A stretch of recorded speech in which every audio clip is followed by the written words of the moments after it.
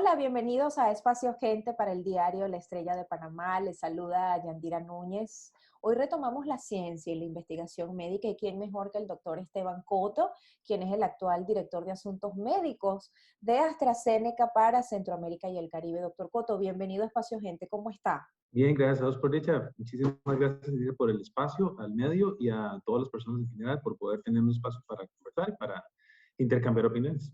Gracias a usted, doctor. Bueno, doctor, me gustaría iniciar con el tema que sigue siendo de alguna manera el más cercano a todos y es el coronavirus.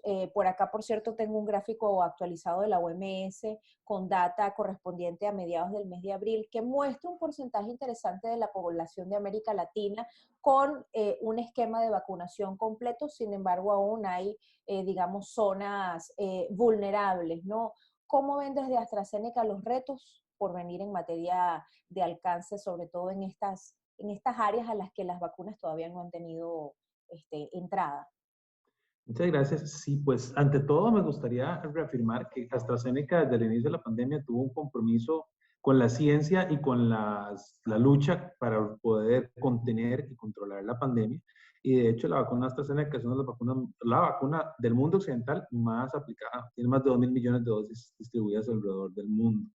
Y eso es parte de nuestro compromiso global con la iniciativa. Hemos colaborado de cerca con múltiples gobiernos y con instituciones no gubernamentales para poder soportar y lograr que el esfuerzo de vacunación y los esfuerzos dirigidos al control de la pandemia fueran exitosos.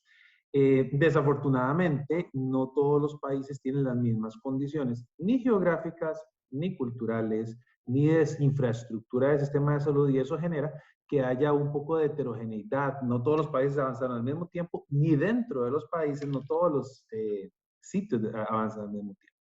Esa es una de las razones por las que nosotros creemos en mantener la educación continua, tanto la educación científica y la investigación persistente para poder entender mejor un virus que realmente tiene 24 meses de estar con nosotros y que todavía nos falta mucho por comprender de él, sino también que la gente entienda lo que implican las amenazas a la salud del coronavirus y también lo que implica poder convivir con él conforme nos vamos moviendo a otra etapa. Parte de eso es lograr entender los esfuerzos de vacunación, completar los esquemas de vacunación como uno de los pilares fundamentales que los gobiernos utilizan para poder controlar la situación. Doctor, por otra parte, una de las, digamos, filosofías de AstraZeneca es ser un buen socio científico en la región y sabemos que con la pandemia, pues, la ciencia ha cobrado aún más relevancia. ¿Qué cambió en la manera en que se concebía la investigación médica con la pandemia de COVID-19 y qué los hace además a ustedes un buen socio científico a nivel regional? Uno de los lemas corporativos de AstraZeneca, que está puesto en grandes letras en múltiples partes de las oficinas, es lo que puede hacer la ciencia. Esto quiere decir que la ciencia está en el centro de todo lo que nosotros hacemos. Nosotros somos una compañía científica que empuja los límites de la ciencia para obtener mejores resultados clínicos para los pacientes, dándole vidas más largas y más satisfactorias. Entonces, evidentemente, todo está guiado por esto y es un motor central de nuestras actividades. La pandemia implicó múltiples retos para la investigación científica y eso también, pero al mismo tiempo implicó una aceleración de la inversión y del foco porque nos dimos cuenta a nivel de humanidad de lo relevante que era estudiar, entender. La cantidad de publicaciones que se obtuvieron en 2 años, por ejemplo, los procesos abreviados de revisión, que fueron abreviados y generaron mucha ansiedad en algún momento, pero son procesos científicos abreviados, pero completos, con revisión por pares, con análisis de las bases de datos clínicas de manera apropiada, implicaron una aceleración, una ciencia y una agilidad que tal vez no habíamos aprendido a desarrollar. En vez de ser proyectos pesados, grandes, un poco engorrosos, un poco lentos para aprender las cosas, tratar de responder muchas preguntas en un solo estudio, empezamos a hacer investigaciones más focalizadas en que decimos, vamos a responder bien estas 2 preguntas que son críticas para poder avanzar. Y una vez que avanzamos, seguimos con la siguiente. Entonces, la investigación clínica en el 2022 es un emprendimiento mucho más ágil, mucho más focalizado en responder las preguntas adecuadas para poder moverse rápidamente y dirigirnos mucho al foco hasta ahora en qué es lo que realmente necesita la persona. La ciencia quiere responderlo todo, los científicos somos así, todos los médicos somos así, queremos saber todo. Pero ahora estamos entendiendo que muchas de las veces nuestros emprendimientos científicos no tienen que responder todo de una sola vez, sino responder lo que es urgente y necesario rápidamente. Afortunadamente, para mí, para los que trabajamos en AstraZeneca, AstraZeneca es una compañía sumamente ágil y no fue un cambio de mentalidad que vino solamente con la pandemia. Es una compañía muy plana, con una comunicación muy horizontal y eso permite que rápidamente pudiéramos reaccionar, implementar investigación y movernos hacia responder las preguntas rápidamente. Esa es una de las razones por las cuales el portafolio de COVID durante la pandemia se desarrolló tan rápido con AstraZeneca, porque pudimos reaccionar, movernos rápido y dirigir esfuerzos focalizados a responder las preguntas necesarias para las poblaciones vulnerables que en su momento lo necesitaban. Y ahora, en todo este tema del desarrollo de productos, doctor, también entra en juego la generación de evidencias y lo que es la farmacovigilancia, que sabemos que es necesaria en la detección, evaluación y comprensión, y además prevención de efectos adversos de medicamentos. Ahora, ¿cómo se articulan los esfuerzos de AstraZeneca en este campo? Bueno, estás tocando dos puntos que son muy importantes para nosotros y voy a tocar los dos, pero son un poco independientes y los voy a tocar por separado. La generación de evidencia es cualquier actividad que nos permite recoger datos, analizarlos y poder llegar a conclusiones a través de ellos. Los estudios clínicos son la forma más clásica, la forma más conocida de recoger, generar evidencia. Sin embargo, la evidencia se genera de múltiples maneras. Se genera de bases de datos, se genera de reportes de casos, se genera de recolección de cohortes en hospitales, comparativas o no comparativas y descriptivas, información epidemiológica de los países.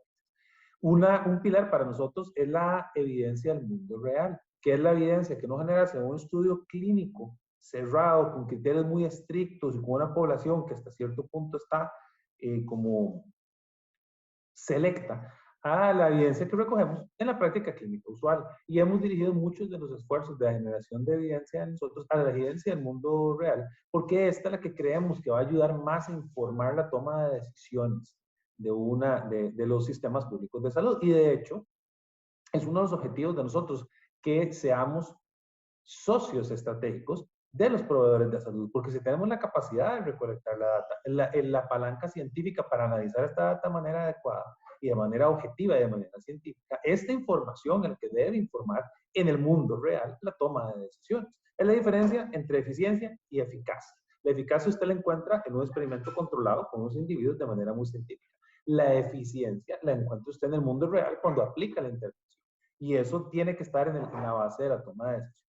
Un tema muy cercano a nosotros en el cual estamos trabajando activamente y extendiendo nuestra mano a organizaciones gubernamentales, no gubernamentales y académicas para encontrar a dónde podemos colaborar. Una cosa muy importante en la generación de evidencia es que es una colaboración transparente y que sea colaborativa. Transparente para que todo esté claro y entendido de cuál es el interés real y la fiabilidad de las conclusiones que usted tiene. Y colaborativa porque no debe pertenecer a una sola entidad, ni debe ser salvaguardada o encasillada, debe ser libremente accesible para que las personas puedan tomar decisiones. Farmacovigilancia es una actividad que las compañías farmacéuticas tenemos altamente regulada porque es la raíz de muchas de las cosas que nosotros aprendemos de efectos adversos y incluso a largo plazo del balance costo-beneficio de las drogas o de las intervenciones farmacológicas en general.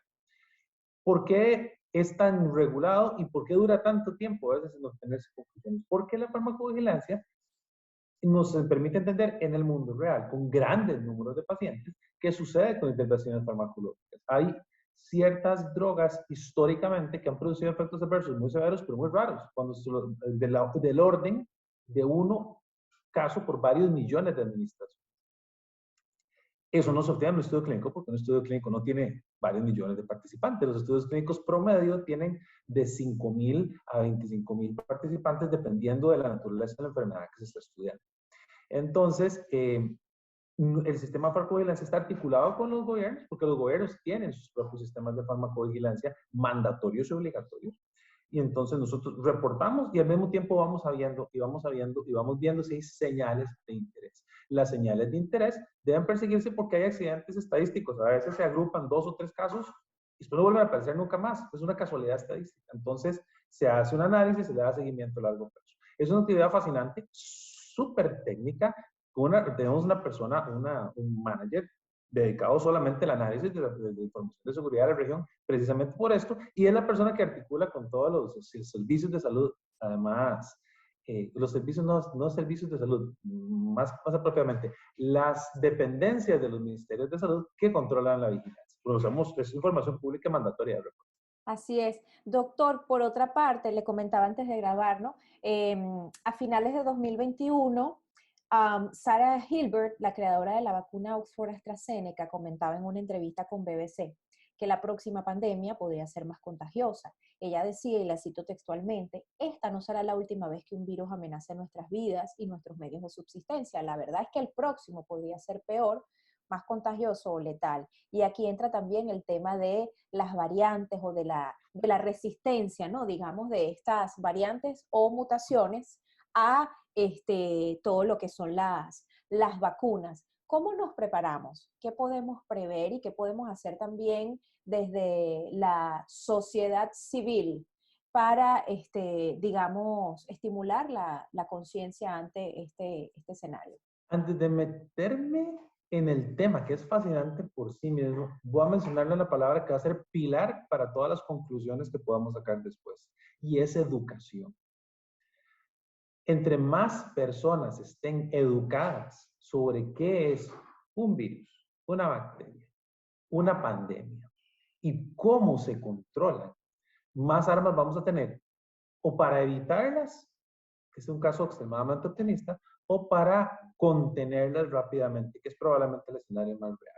Hay un libro que parece una novela de terror cuando uno lo lee, pero realmente es una narrativa científica que se llama The Next Pandemic. Acabo de olvidar en este momento el nombre del autor. Salió hace unos 4 o 5 años y en él describe las posibles, y estamos hablando de pre-COVID, las posibles escenarios de una pandemia global en el estado de la ciencia que existía en el mundo en el año 2016. Uno de los escenarios es parecido al que tenemos ahora, un virus respiratorio altamente contagioso que muta rápidamente y que puede alcanzar por la interconectividad global niveles de difusión muy rápidos exponenciales.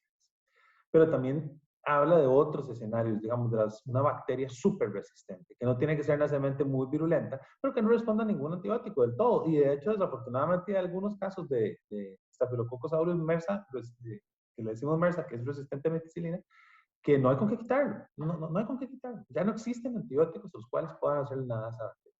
Esa es otra amenaza que tenemos. Entender los estilos de vida como potenciales facilitadores de enfermedades o de empeorar las enfermedades, también es una amenaza que se cierne y que puede empeorar tremendamente una pandemia. Las epidemias de la peste bubónica en la Edad Media, que borraron 2/3 partes de la población de Europa.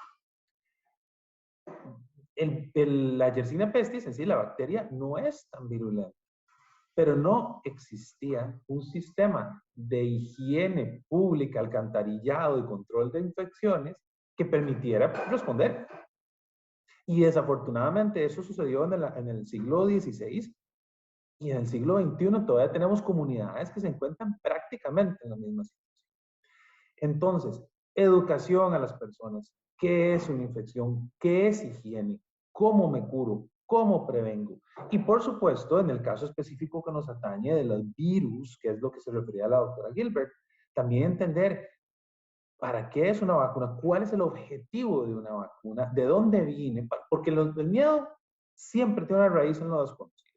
Y muchas de las personas que se oponen a las vacunas, por principio, porque hay gente que tiene el tema, no todos son iguales, no todas las personas que se oponen a las vacunas tienen la misma opinión, pero muchas es por miedo o por desconocimiento, y es muy comprensible para mí. Si uno ve que alguien puede desarrollar un producto tecnológico tan complejo como una vacuna en un tiempo corto, si no le explican cómo se hace, puede tener algunas dudas, es decir, caramba, ¿cómo sucedió? Claro, pues no accede a la información y entiende que las plataformas adenovíricas con virus que llevan información genética para producir la reacción inmunológica existen desde hace 15 años. Ya se probaron con el ébola, ya se probaron con el virus respiratorio del Medio Oriente. No es algo que salió del periódico la semana pasada, pero tenían 15 años de venir. Todo eso es educación y toda esa educación informa a la gente y la prepara para estar listos. Las variantes, de hecho, que usted mencionaba ahora, son en gran medida adaptaciones del virus a la inmunidad que encuentran las personas. Entonces, en las personas que tienen poca inmunidad, el virus tiene mucha oportunidad de variar dentro de esa persona y adaptarse para poder ser más infeccioso, más... Por eso es que las variantes casi todas son cada vez más infecciosas. Y entonces el pool donde mutan los virus es el pool de la gente sin inmunidad. Entonces, pues es muy importante para nosotros entender que tenemos que hacer una inmunidad fuerte. Aparte de los sistemas de salud que contengan y que tengan a personas más saludables y mejor preparadas para enfrentar. Doctor, me gustaría cerrar con esto y es que me pareció muy interesante que la doctora Larisa Ramírez, directora médica de AstraZeneca para América Latina, me comentaba hace unos meses que nuestra región, América Latina, está liderando en términos de generación de información y de datos globales. Ella nos dio como ejemplo en ese entonces los casos de Brasil, de Chile, de Colombia y Argentina, que reiteran pues la eficacia además sustentada en estudios anteriores y con evidencia que tiene que ver además con la efectividad de las vacunas. Quisiera preguntarle si esto sigue siendo de esta manera. Claro, nosotros continuamos con todos los estudios. De hecho, los estudios clínicos con respecto a la vacuna han dado resultados intermedios que necesitábamos entender y que estaban preespecificados, pero los estudios siguen, porque tenemos que entender más, tenemos que aprender más. Entonces, muchos de esos estudios han tenido seguimiento y van reportando cortes de datos conforme van avanzando. Todo básicamente en la misma dirección. Digamos, tal vez por eso no han sido de estudios de, ¿cómo se llama?, de cabecera de periódico. Básicamente reafirmamos lo que ya sabemos, las vacunas son seguras, las vacunas son efectivas. También hay estudios con estudios de vida real en estos países que han entendido diversos aspectos y todos son diferentes porque todos los países tienen sistemas de salud diferentes. Entonces, obtienen información variada, pero que en general apunta hacia las mismas conclusiones. Doctor Esteban Coto, director de Asuntos Médicos de AstraZeneca para Centroamérica y el Caribe. Gracias, doctor, por acompañarnos en Espacio Gente para el diario La Estrella de Panamá. Muchísimo gusto, es un placer. Y no olvidemos que hay muchas pandemias en el mundo. Nosotros estamos viendo la pandemia viral y esa es la que nos ha angustiado, la que nos tiene ocupados. Pero si hay una enfermedad que afecta a 1 de cada 5 adultos, como es la hipertensión, eso es una pandemia. Y eso mata probablemente más gente al año y está en nuestras manos controlar. Tenemos que abordar, Julio.